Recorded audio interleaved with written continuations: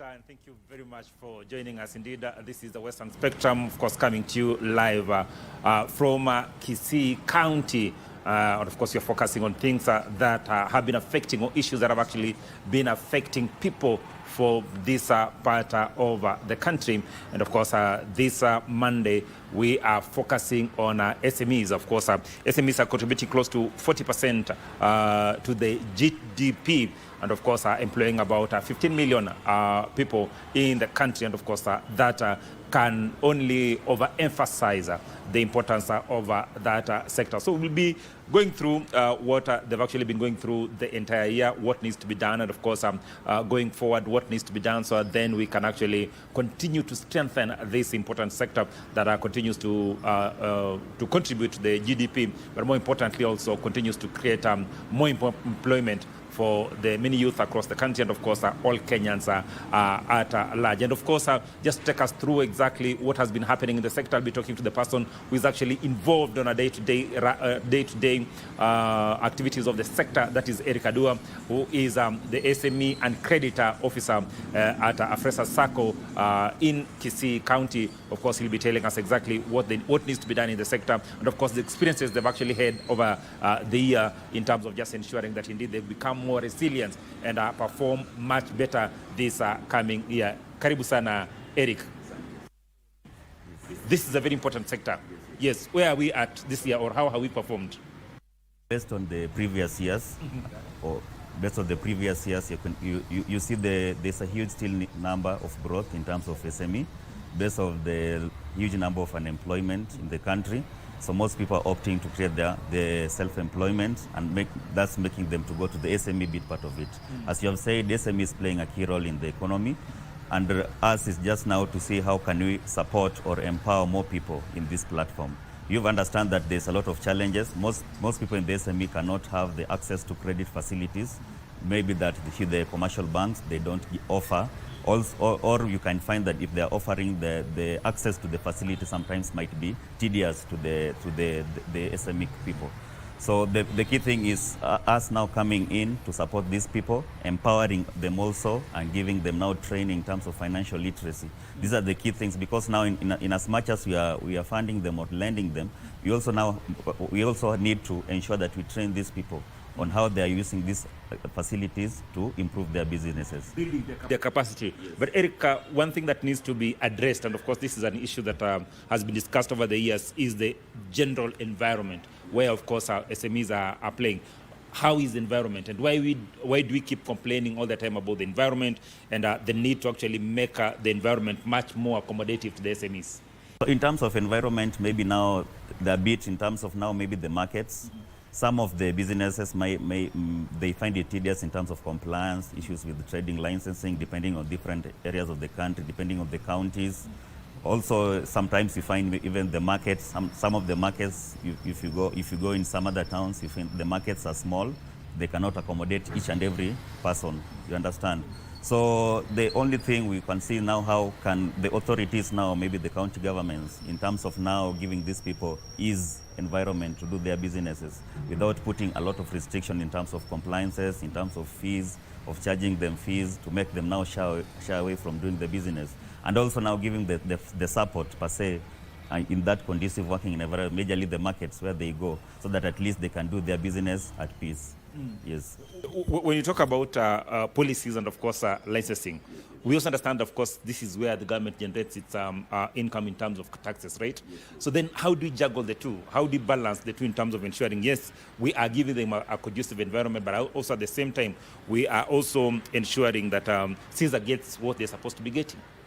For it to be a win-win situation between the SMEs and the government, I think now in terms of maybe there's issues of maybe now sitting down with the county authorities, looking into it, making these fees not to be too tough on them, understand, making the favorable so that it becomes a win-win situation. I understand also the government want to get taxes from this, but I think it should make it at least more favorable so that at least a lot of people can be accommodated in the markets. Yes. Paint for me a picture.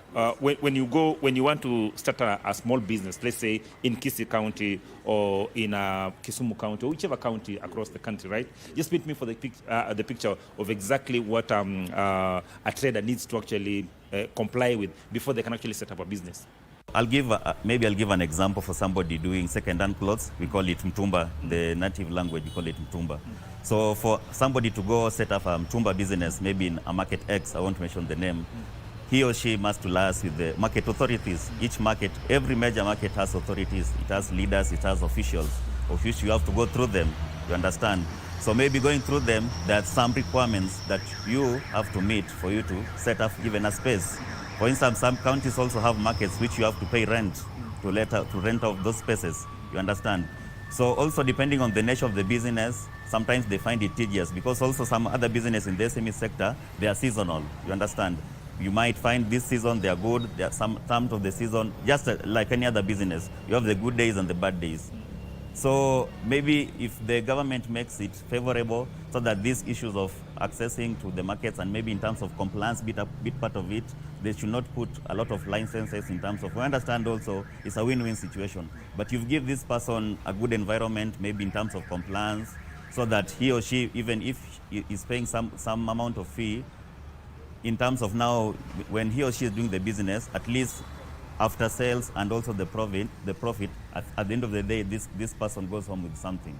Yes. Adaptation to technology and of course just ensuring that indeed we are well adapted with the changing environment of doing business. Is it part of the reason as to why SMEs are finding it extremely difficult? Because you find that a woman who was selling or a trader who was actually selling tumba 10 years ago is still doing the same way. The government comes, says that these stores are actually on road reserve, they are demolished, and then they cry, then they start again. Are we not adapting to new ways? Somehow we are adapting to the new ways because also change is drastic, you understand? Or that's why you see some other platforms, we also, us as the lenders, we are trying to digitize. We're trying to digitize the platform and the access to facilities so that now somebody who is in the market, he or she is not supposed to come to the banking hall for him to get the facility. We have the digital platform where somebody can maybe even request for a loan via the app or the USSD at the comfort of the business. But now also this now depends with the credit relationship of the SME client and the institution where he or she is getting the facility. So in terms of technology, some of them are adapting. And now we also have to admit that the increase in technology is now also making us to enhance our services in the digital platforms. I understand some of them might be rigid, but majority of them now are transforming to the changes we are having in the platform, and now it's also now effective for them. Yes. Talking of adapting to, of course, the changing technology, e-commerce is one of the areas, of course, that these SMEs can actually leverage on big time. And I'm looking at the figures involved. It is approximated that, of course, just the turnover is close to 154 billion Kenya shillings. That is a massive war chest. How then do we tap into that space, considering, of course, that the licensing, the rental space, and everything else is becoming quite difficult for many SMEs. How do we then leverage on the space of online or e-commerce?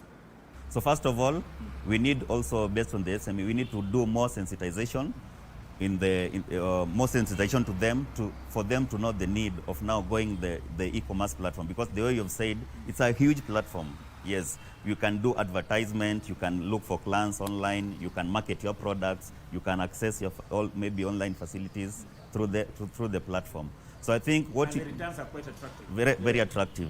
Now, based on maybe the rigidity of maybe some of the SME clients, I think we also still more through also the government to do more sensitization for them to understand how this platform works. I understand that is something also they have with the challenge.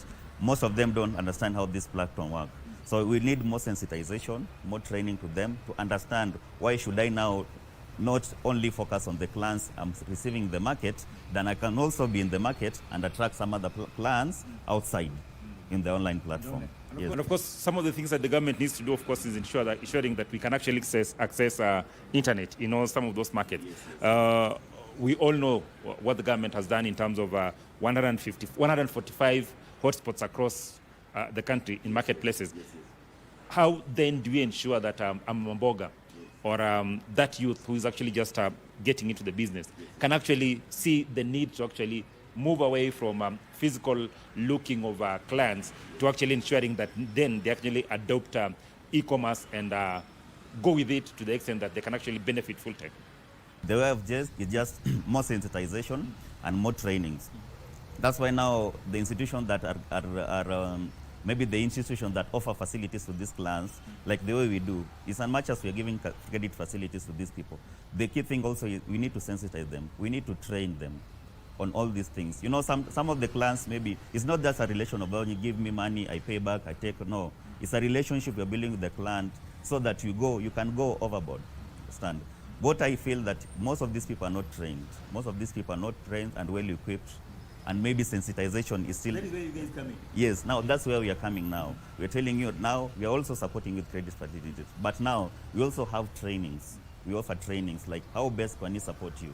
Because at the end of the day, we want to empower these people. Our key goal is to rebuild and empower these people. So we're rebuilding your credit history, and also we want to empower you so that now we don't find you the way we got you. That's now what we believe is growth to these people. Yes. One of the areas that we have witnessed this year has been the injection of close to 50 billion Kenya shillings by the government, of course, through that World Bank grant, in terms of just ensuring that more and more youths, close to 820,000 youths across the country, benefiting from that project. How important is that gesture in terms of ensuring that youth can actually get seed capital to start their business, but more importantly, also embrace the saving culture and can actually access more resources in terms of just growing their business? I think maybe the government through the Ministry of Cooperatives, yes, maybe the government should maybe partner with some institutions that work with maybe business people, because now through them the government will be sure these funds will reach the given individuals at the end of the day. So through this institution, the government should partner with these institutions so that now at least the government will be like now the institutions will be like the middlemen between the government and the people. So that now, depending on this money allocated to support the youths and the SME at large, can reach the people on the ground. Yes. Yes. Because the argument, and we've had this discussion before, the argument most of organizations like yours have actually had has been the ability for the government or government institutions to have those that are actually accessing these resources pay back the money.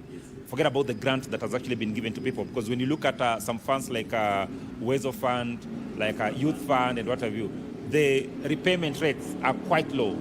What are you guys doing different? Okay, what you are doing differently is if a government partners with an institution, if we are dealing with the borrowers direct, we know them, we are working with them. So it will be easy for us, because at the end of the day also, it's part of our KYC process. We can't loan you if we don't know you. We have to do background check, we have to do due diligence, we have to know which business you are doing. We need, if need be, we need to visit that business to ascertain if that business can be able to pay that loan. So it will be easy. It will mitigate risk. It will mitigate risk, because now the government will be like now the financier, us as the middlemen, and now the people on the ground, the clans, the clientele base as now the people we are dealing with.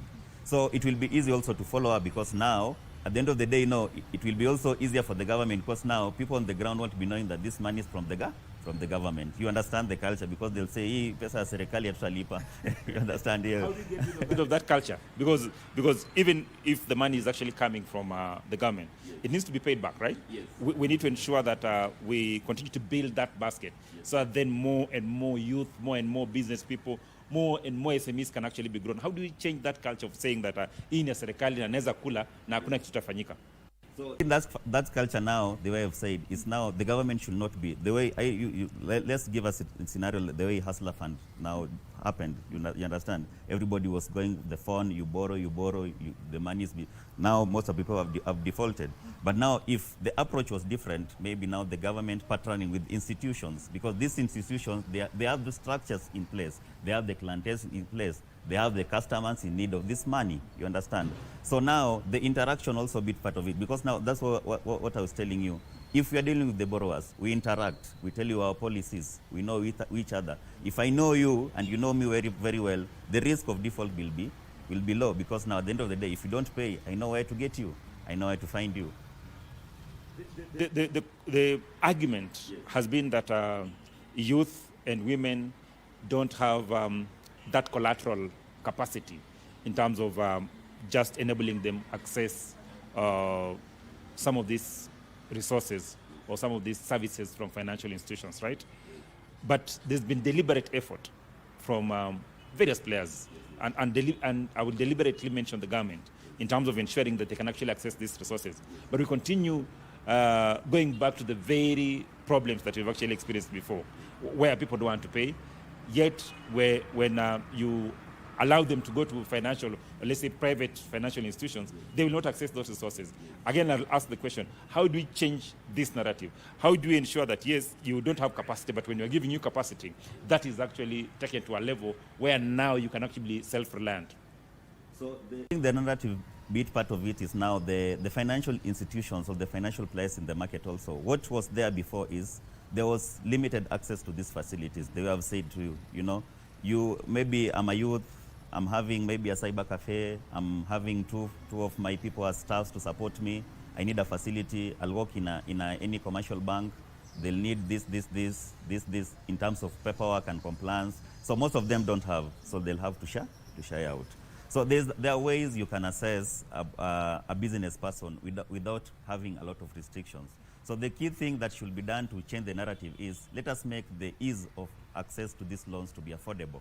Affordable is, what do I mean? Let us make them affordable in a way that we don't need to give somebody a lot of restrictions for him or her to qualify for a facility. That is one. Then also have simple ways of assessing the risk of a borrower. Yes.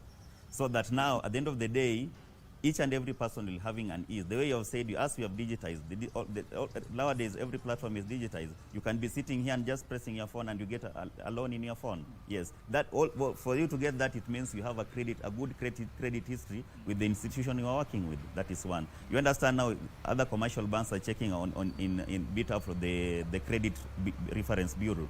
So if you are listed with another creditor, you cannot get a facility with another creditor. So all these things, if you looked in, and now maybe having another structure to see how we can accommodate many people at the same time without now relying on their past credit history, just like we're human beings. If your past tells me what you'll do in future, what you'll most likely do in future. Yes. And we've seen, like the president was saying in MIAS, and he's continuously talked about it, right? About the need to correct the credit history of most of Kenyan youth, right? Yes. And he's actually gone ahead and pumped in billions of shillings in terms of just ensuring that Kenyans can actually borrow that money through Hustler Fund, right? But we continue to default. And most of us are actually in CRB one way or another, right? How then do we ensure that we get away from that? Not just credit reference bureau, but also the culture. And I'm insisting on culture, because if we don't change the culture, then it means we'll continue being in the same web over and over again. So that's why also the way you've said, to kill that also, we're also now introducing the saving culture, you understand, of which most youths were not able to do the savings bit part of it. No, you understand. But now we're also coming up with the sensitization that you can save however small amount you have. You can save however small amount you have. Even if you're saving 10 bob per day, at the end of the year, that's something you can be proud of to save and can support you to sort one of three needs. Also. So the key thing is now the credit listing bit part of it we can't, because also that's another way of some other institution to use to assess a risk of a given borrower. But also what I'm trying to say is now, apart from the credit listing bit part of it, there are other ways you can use to assess also the eligibility of a borrower. You understand? There's another thing now, the way you're working also, as you're trying to build, there are people who are having bad credit, but now for somebody to understand that, yes, I was listed with a given credit preference, but now I can still access facility, and this my credit can be built from scratch up to somewhere. Yes. That is one of the areas that we can actually build traders and business people's eligibility in terms of access to loans, right? Yes. But it's extremely poor in the country. Yes. How do you improve on that? Improving on that, what's the secret? The secret is have an affordable or a simple plan of somebody to save. Don't tell somebody to save. Simple is simple, Terry. Simple is simple because we are dealing with traders. We are dealing with traders. These are people on the market every day. So if I tell you if you're on the market every day and I tell you every day I just want you to save 50 bob from all your profits in the day, just take 50 bob and save. Every day. It will be cheaper for that individual than telling him or her every month, the discipline to save 50 bob. Or even just, we were in the office the other day with my colleagues, and we were looking at exploring ways of how we can actually save, right? And we're saying if we are able to save as a group 1,000 per day, at the end of the year, we have 365,000 shillings, right? That is quite a lot.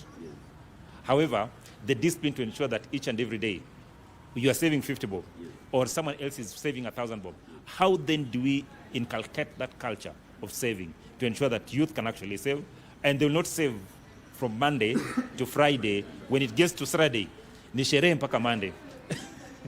Understand that, but the key thing, part of it goes to about sensitization. Yeah, about the sensitization, and now telling them, if I tell you to save right now, I have to tell you the reason why, the need for you to save.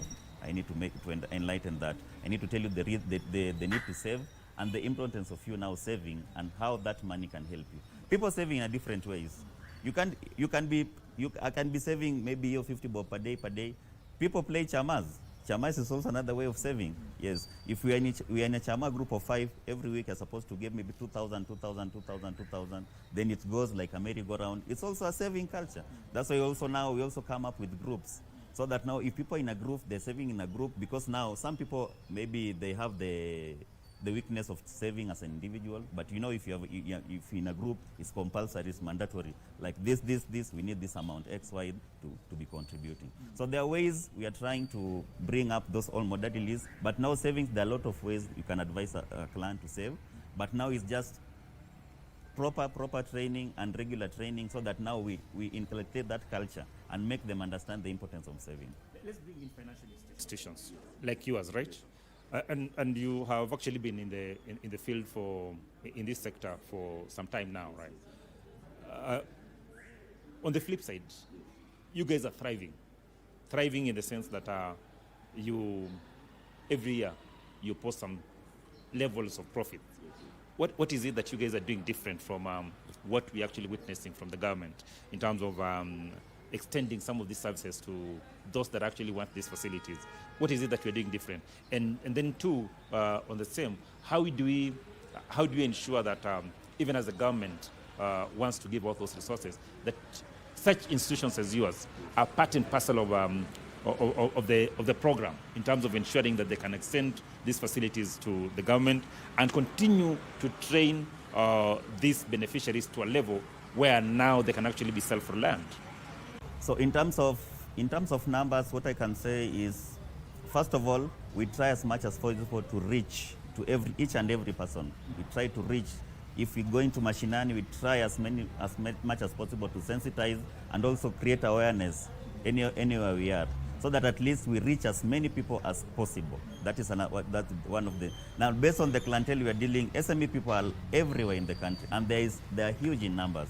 And our main clientele base are SME, and that's where we want to tap what we have. So we try as much as possible. We try as much as possible to do proper awareness and sensitization, and we reach at least each and everybody at mashinani, so that the machine. Yes. So they speak. Yes. In one area that I've seen that most SMEs, most financial institutions, yours included, they're actually tapping in the vast potential that there is in boda sector. Yes. Because the boda sector is a big sector, and they also have needs. And the way I've told you, as our key role is just to rebuild and empower as many people as possible. So in the border sector also, we support a lot of them because we also have products that can suit their needs. Yes. Let us flip the coin and look at one the challenges that we've actually experienced this year. That is one, and then two, looking at going forward, what would we need to do to ensure that indeed we achieve much more than we've actually achieved this year? First, the challenges, and then of course what we need to do as we move forward. Okay, what I can say, maybe like a challenge, not per se, but what majorly I can say is a challenge is maybe now the way we said, there's still that sensitization That needs to be done. that needs to be done. That is one. Another thing, financial literacy. Yes, there's still need to be more training in financial literacy because also some of the SME people, they access loans, but most of them don't know how to plan. You understand if you're doing a business, you have to know if you're taking a facility, the business is a different entity with you. So if the loan is for the business, it's supposed to support the business. But now based on, you find somebody, maybe the loan, maybe the books, he or she is mixing his money from his own pocket with the business pocket. So I think also what we just need to do is still more sensitization in financial literacy, because now if we sensitize a lot of people in terms of the financial literacy bit part of it, then now if these people coming to take facility with us, it will be easy for them. Yes. Yeah. Going forward. Yes. What needs to be done? Of course, you've talked about sensitization and everything, but looking at the major milestones that we need to achieve, so that then we can actually be more resilient, because this sector has been resilient over the years. At times we dither and think that we are on the brink of collapse, right? But still, the resilience continues. What needs to be done so that then we can actually safeguard this sector and actually continue, moving forward? I think what needs to be done, the way we said, is now you still need support from the government. Yes, we still need support from the government as the institutions, and also now the clientele-based SME. We still need more funding from the government. Yes, so that now there is a huge number of SME people who are untapped, who need these facilities. If you walk outside here, maybe just walking in Skisi town right here, you'll meet a lot of people who need facilities to do their business. Yes. And Kenyans need to trust financial institutions. Exactly. Because in the past we've seen where people think that if I was to access a loan from this financial institution, then chances of me actually being, my goods or my items actually being taken over by the financial institutions actually high, especially if I don't pay. Yes, we also need to kill that mentality. So the way you said, and also now we also need to enhance that mentality of now not people in the market thinking like there's still access to facility the way commercial banks do. Access to loans nowadays are affordable. If you there are a lot of institutions issuing facilities, so access to facilities nowadays are affordable. So we also now maybe to enhance or not to continue supporting these people, we really need to make our access to loans to be affordable and to be cheaper and to digitize everything. Yes. To your organization, yes. You opened a branch in Kisumu. Yes. Today you're opening another one in Kisii. Yes. What is the secret? So the secret is also now we are trying to tap different markets, because now in terms of growth, that's the way to go also. Because now in Kisumu, this is now Kisii is our branch number 4. So we just want to tap this market, because now we need to tap as many people as possible. One, we also need to, in terms of growth, we need to grow, because now if we expand to different towns, it's when now we'll build our clientele, it's when now we'll grow. What are you doing different? What I can say we are doing different is we are a dedicated team, that is one. We are a dedicated team, that is one. Two, we're trying to build a good clientele relationship with our clients. Yes, that is a key priority. We also, it's not just about lending. We also build that clientele relationship. That's that company-client relationship, we're trying to build it to becoming effective. Yes. One of the areas that I've heard you guys talking about is the area of not worrying much about, your client's credit reference bureau history. Yes. That is too risky.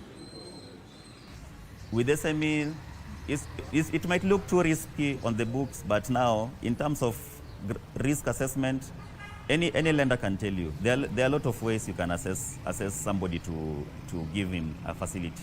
Not necessary, because if you look the way you've said, most people, maybe most youths, they were listed in the CRB, maybe right now they don't have the adequate money to pay back the facility, but now they have something that they're doing. They have business they're doing that need to be boosted. So I feel only the listing bureau is just a way of assessing a borrower, but there are a lot of ways that you can assess a borrower before you issue a credit facility to a borrower. Yes. Why Kisii? Yes. First, we have a branch in Nyamira. So the Nyamira branch, when we tapped the market, we saw the need. And now, based on our feasibility tests, also we looked at the market, we saw there's a need to tap this market. Because now, if you look, there's a big market in terms of SME. If you look at Daraja Mbili, there's a big market there. Those are our potential clients. If you look at the boda sector, the boda sector is big. So we felt that we really have a clientele here that we need to tap and support and empower. Yes. As we conclude, we want to let us discuss about cyber threats. Because cyber threats is one of the areas that you have constantly, that SMEs are, not SMEs, SMEs and of course microfinance have constantly felt the effect of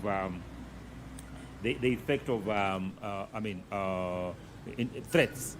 I mean, how well are we prepared in terms of just ensuring that everything is fine? In terms of now, threats, in terms of crime and everything.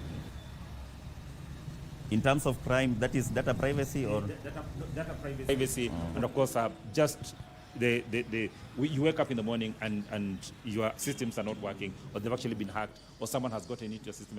How well are we prepared in terms of ensuring that even as we encourage SMEs to go onto the digital platforms and ensure they can actually access these services on digital platform, that they are actually sure that their money is safe? So in terms of security, from our end, we have a very robust system. That is one that I don't think we can encounter any form of attack. But in terms of now the platform, the way you say, the digital platform, we have an app. You can't access if you don't have a PIN. We have those PINs. We also have to verify you from our system backend, so that now we whitelist you, so that we don't end up maybe somebody using your phone or your account, the app, to do a transaction without your knowledge. So we have those enhanced security features that one has to go through. They call the verification steps. I think 2 or 3 steps for one now to access the facility online. In conclusion, yes, your request to the government. Yes. Your request to the government, yes. My request to the government is the government should just continue supporting us through maybe funding to the government, from the government, and also continue to giving us the conducive environment to continue doing our work and support as many people as possible. Yes. Fantastic.